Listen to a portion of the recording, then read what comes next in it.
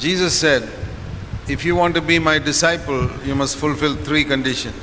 எனக்கு நீங்கள் சீஷர்களாக இருக்க வேண்டுமானால் 3 நிபந்தனைகளை நீங்கள் நிறைவேற்ற வேண்டும் என்று இயேசு போதித்தார். He doesn't want us only to believe, he wants us to be disciples. நாம் விசுவாசிக்கிறவர்களாய் மட்டும் இருக்க வேண்டும் என்று அவர் விரும்புவதில்லை, நாம் சீஷர்களாக இருக்க வேண்டும் என்று விரும்புகிறார். And to be disciples we have to fulfill 3 conditions. சீஷர்களாக இருக்க வேண்டுமானால் 3 நிபந்தனைகளை நிறைவேற்றுகிறவர்களாக இருக்க வேண்டும். See Luke 14. லூக்கா 14ஆம் அதிகாரம். Luke chapter 14. லூக்கா 14ஆம் அதிகாரம். From verse 26 to 33. 26ஆம் வசனம் முதல் 33ஆம் வசனம் வரை. He is speaking here about how to be a disciple.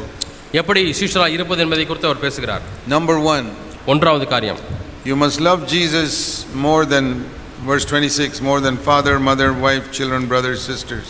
தகப்பனை காட்டிலும் தாயை காட்டிலும் மனைவி பிள்ளைகள் சகோதர சகோதரிகளை காட்டிலும் அதிகமாக இயேசுவை நேசிக்க வேண்டும். So nobody can be a disciple if you love your loved ones more than you love Jesus Christ. உங்களை நேசிக்கிறவர்களை இயேசுவை காட்டிலும் அதிகமாக நேசித்தால் நீங்கள் யாருமே சீஷராக இருக்க முடியாது. And there will be situations where God will test you to see whether you love your children more than you love the Lord.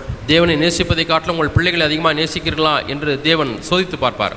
There are many parents who try to please their children, say I don't want to offend them, even though they know it's dishonoring to the Lord. ஒரு குறிப்பிட்ட காரியம் தேவனுக்கு கனவீனத்தை கொண்டு வருகிறது என்று அறிந்திருந்தும் பிள்ளைகள் மனத்தாங்கள் அடைந்து விடுவார்கள் என்று சொல்லி அதை சொல்லாமல் இருக்கக்கூடிய பெற்றோர்கள் உண்டு. That is the best way to lose your children to the devil. பிள்ளைகளை இழப்பதற்கு இதுதான் சிறந்த வழி. If you are a good father, நீங்கள் நல்ல தகப்பனாக இருந்தால் you will displease your children in order to please the Lord. தேவனை பிரியப்படுத்தும்படிக்கு பிள்ளைகளை பிரியப்படுத்தாவிட்டாலும் பரவாயில்லை என்று எண்ணுவீர்கள். And you will even displease your wife to please the Lord. தேவனை பிரியப்படுத்துவதற்கு மனைவி மீது பிரியம் இல்லாமல் போனாலும் பரவாயில்லை என்று எண்ணுவீர்கள். And you will displease your parents to please the Lord. தேவனை பிரியப்படுத்தும்படி பெற்றோரை பிரியப்படுத்தாமல் போனாலும் பரவாயில்லை. The first test that comes to all of us is our attitude to our family members. ஆகவே நமக்கு வரக்கூடிய முதல் சோதனை நம்முடைய குடும்ப அங்கத்தினர்களிடத்திலே நமக்கு இருக்கக்கூடிய மனநிலை. That is the place where God will test you. இந்த இடத்திலே தான் தேவன் உங்களை சோதிப்பார். Do you love me more than you love your family members? உங்களுடைய குடும்ப அங்கத்தினர்களை நேசிப்பதை காட்டிலும் அதிகமாக நீங்கள் நேசிக்கிறாயா? Because all of us have a natural love for our family members. நம்முடைய குடும்ப அங்கத்தினரிடையே நம்ம எல்லாருக்குமே இயற்கையாக உண்டாகக்கூடிய ஒரு அன்பு இருக்கிறது. And so that is the first place he tests us. ஆகவே இங்கே தான் முதலாவது இடத்திலே நம்மை சோதிக்கிறார். And another area where he tests us, அவர் நம்மை சோதிக்கக்கூடிய இன்னொரு பகுதி உண்டு. Is do we love him more than all our property and possessions? நமக்கு இருக்கக்கூடிய பொருட்கள் நமக்கு இருக்கக்கூடிய சொத்துக்களை காட்டிலும் அதிகமாக அவரை நேசிக்கிறோமா? That is verse 33. அது 33ஆம் வசனம். You can't be my disciple if you don't give up, forsake all your possessions. உங்களுக்கு உண்டானவைகள் எல்லாம் வெறுத்து விடாவிட்டால் நீங்கள் எனக்கு சீஷனாக இருக்க முடியாது. Give up means what? விட்டு விடுங்கள் என்றால் என்ன அர்த்தம்? I have to give it up to God. அதை தேவனுக்கு நான் விட்டு விட வேண்டும். Not that I have to go and throw it away or give it to the poor. நான் அதெல்லாம் தூக்கி எறிந்து விட வேண்டும் என்றோ அல்லது ஏழைகளுக்கு எல்லாம் கொடுத்து விட வேண்டும் என்றோ பொருள் அல்ல. Don't think that giving to the poor is greater than giving to God. தேவனுக்கு கொடுப்பதை காட்டிலும் ஏழைகளுக்கு கொடுப்பதுதான் மேலானது என்று நீங்கள் தயவு செய்து எண்ண வேண்டாம். Judas Iscariot wanted to give to the poor. யூதாஸ் காரியோத்து ஏழைகளுக்கு கொடுக்க விரும்பினான். We read that in the house of Lazarus, Mary took a very expensive ointment and poured it out on the Lord. லாசருடைய வீட்டிலே நாம் பார்க்கிறோம் என்னவென்றால் மரியாள் விலையேறப்பெற்ற நளதம் என்னும் தைலத்தை அந்த தைலத்தை எடுத்து இயேசுடைய பாதத்தில் ஊற்றினாள். You know how much it cost? அதனுடைய விலை எவ்வளவு தெரியுமா? 300 denarii. 300 தினாரி. 1 denarii is the wages of a working man for one day. ஒரு தினாரி என்றால் ஒரு மனிதனுடைய ஒரு நாள் கூலி. You read that in Matthew 20. அதை மத்தேயு 20 வாசிக்கிறோம். So 300 denarii is the wages for 1 year if you exclude the holidays.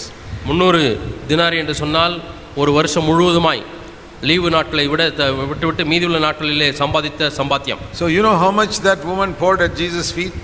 ஆகவே எவ்வளவு இயேசுவின் பாதத்தில் ஊற்றப்பட்டது தெரியுமா? You calculate your 1 year's salary. உங்களுடைய ஒரு வருஷ வருமானத்தை கணக்கு போட்டு பாருங்கள். How many years does it take for you to save 1 year's salary?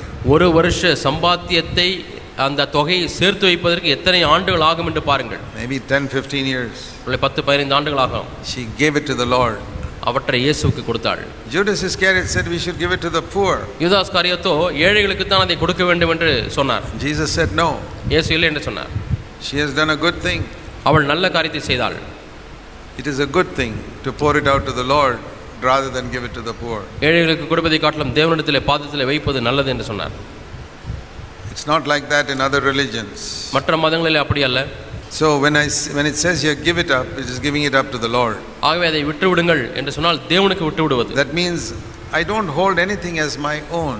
அதனுடைய பொருள் என்னவென்றால் எனக்கு சொந்தமானது என்று எதையும் நான் பற்றி பிடிப்பதில்லை. Whatever God has given me, I say, Lord, it is yours. தேவன் எதெல்லாம் எனக்கு கொடுக்கிறாரோ அதை நான் ஆண்டவரே இது உம்முடையது என்று சொல்கிறேன். So the second thing is, இரண்டாவது காரியம் என்னவென்றால் I love the Lord more than all my earthly possessions. பூமிக்குரிய எனக்கு உண்டான எல்லாவற்றை காட்டிலும் அதிகமாக இயேசுவை நான் நேசிக்கிறேன். First, I love the Lord more than all my relatives. முதலாவதாக என்னுடைய உறவினர்களை காட்டிலும் அதிகமாக நான் தேவனை நேசிக்கிறேன். Second, I love the Lord more than all my earthly possessions. இரண்டாவது பூமியில் எனக்கு உண்டான எல்லாவற்றை காட்டிலும் அதிகமாக இயேசுவை நேசிக்கிறேன். Then third, மூன்றாவது Luke 14:26. Luca 14:26. He said it in the end of verse 26, you must love me more than your own life. உன்னுடைய சொந்த ஜீவனை காட்டிலும் அதிகமாக என்னை நேசிக்க வேண்டும் என்று சொல்கிறார். In the end of verse 26. 26ஆம் வசனத்தின் கடைசி And that is the meaning of verse 27. இதுதான் 27ஆம் வசனத்துடைய பொருள். If you don't take up your cross, you cannot be my disciple. சிலுவை எடுக்காவிட்டால் எனக்கு சிஷ்யனாக இருக்க முடியாது. The cross is an instrument of death. சிலுவை என்பது மரணத்தினுடைய ஒரு உபகரணம். So that means he was saying if you don't put yourself to death, you cannot be my disciple. உங்களுடைய சுயத்தை மரணத்துக்கு ஒப்பு கொடுக்கவில்லை என்றால் நீங்கள் எனக்கு சிஷ்யனாக இருக்க மாட்டீர்கள். So what are the three things?